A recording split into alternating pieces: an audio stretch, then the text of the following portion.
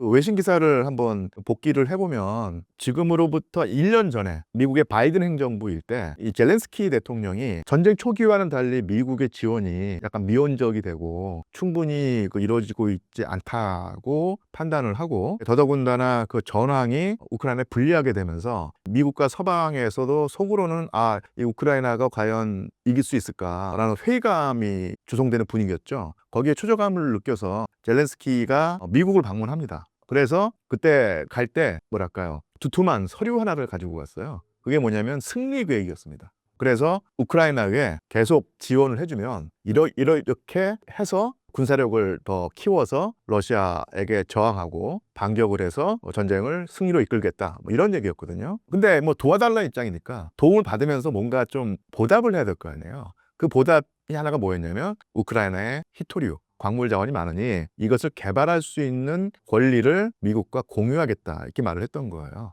근데 이런 얘기를 할 때는 젤렌스키가 미국의 민주당과 바이든이 너무 매정하게 우리 우크라이나의 골수를 빼어먹진 않을 것이다, 이렇게 생각했겠죠. 그런데 아시겠지만 바이든은 물러나가고 트럼프가 등장을 했고요. 이 트럼프는 정말 비즈니스 마인드로 자기가 취할 수 있는 이권은 확실하게 챙기는 것이고 상대방의 어떤 이런 거 따지지 않는 사람이거든요. 그래서 젤렌스키가 가져왔던 승리 계획에서 그게 딱 보였을 때 이거 가지고 엄청나게 이득을 볼 수 있겠다라고 하면서 오늘날의 그 광물 협정을 같이 밀고 나간 것인데, 그런 의미에서 젤렌스키는 쉽게 말하면은 그 미국이 그렇게 아주 매정하고 가혹하게 우크라이나의 광물 자원을 뺏어갈 수 있는 근거를 제공한 셈입니다. 자기 발등을 자기 도끼로 찍은 셈이 된다는 얘기겠죠. 아시겠지만 미국의 대선 유세를 할 때 젤렌스키는 쉽게 말하면 몰빵을 했습니다. 어느 쪽에 몰빵을 했냐면 민주당 카멀라 해리스한테 몰빵을 했죠. 그 과정에서 사실은 엄청나게 뭐랄까 화가 난 인물이 누구냐면 트럼프였던 거예요. 트럼프 같은 사람이 그걸 잊을 리가 없죠. 그래서 지금 얼마 전에 있었던 그 정상회담에서 아주 활극이 벌어진 이유가 여러 가지가 있겠지만, 근본적으로 젤렌스키에게 가지는 어떤 원한, 그 다음에 불신, 그리고 경멸, 이런 것이 작용을 해서 폭발한 셈이라고 할 수 있습니다. 그래서 어쨌든 간에 우크라이나는 산업 기반이 다 무너졌기 때문에 미국이 바라는, 더 정확히 말하면 트럼프가 바라는 어떤 경제 이권을 보장할 수가 없어요. 딱 두 가지가 남아 있습니다. 하나가 뭐냐면 우크라이나의 사회 간접 시설을 미국에 넘기는 거, 그 다음에 천연 자원을 넘기는 거, 이것밖에는 미국이 바라는 수익 보장을 할 수가 없어요. 거의 경제 식민지가 될 수 있다는 얘기죠. 그러니까 젤렌스키 행정부의 오판이 불러온 결과라고 할 수 있고요. 만약에 그 바이든 행정부가 아니면 민주당 정부가 유지가 되었다면 조금은 더 덜 가혹하게, 덜 혹독하게, 아니면은 뭐 이런 식으로 우크라이나의 자원을 가져갔겠죠. 아니면은 긴 시간을 두고 차근차근 조금씩 받아낼 수 있었을 텐데, 아시겠지만 트럼프 대통령이 그런 사정을 봐줄 리가 없는 것이겠고요. 또 하나, 우리가 역사를 한번 돌이켜보면 미국은 전쟁에 관여하면서 동맹국들에게 무기대여법이라는 형태로 엄청나게 군수물자를 지원한 적이 있습니다. 제2차 세계대전 때 나치 독일에 맞서서 싸우는 미국의 동맹국이 영국과 그 다음에 중국과 그 다음에 소비에트 연방이었죠. 그래서 미국이 전쟁에 뛰어들기 전에 중립을 유지하면서도 영국에게 엄청난 군수물자를 지원했습니다.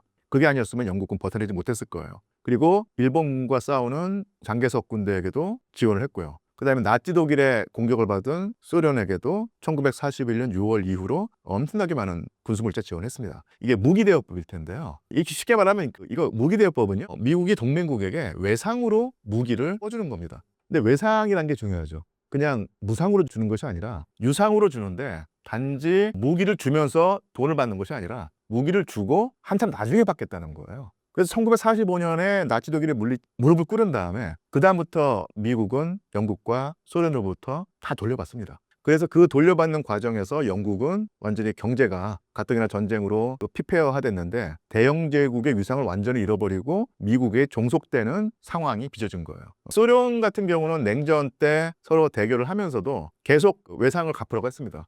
근데 소련 같은 경우도 여러 가지 이유에서 그 외상을 갚지 않으려고 하다가 결국은 계속 갚았고요. 2007년도에 맨 마지막 변제를 했어요. 1941년부터 1945년 동안에 받았던 외상을 2007년도에 다 갚은 셈인데 2007년도에 맨 마지막 변제를 했던 인물이 바로 푸틴 대통령입니다. 그래서 미국은 지금까지 지난 3년 동안에 무기대여법이라는 법안을 통해서 우크라이나에게 천문학적인 지원을 해줬는데 이것은 무상원조가 아니었다. 외상이었고요. 그 외상을 받아내는 상황에서 등장한 인물이 트럼프였고, 트럼프 같은 경우는 유예기간을 준다든지 탕감한다든지 이런 거 없이 100을 주었다고 하면 120, 130을 받아내려고 하겠죠. 더 끝까지 붙여가지고. 이런 입장입니다. 예.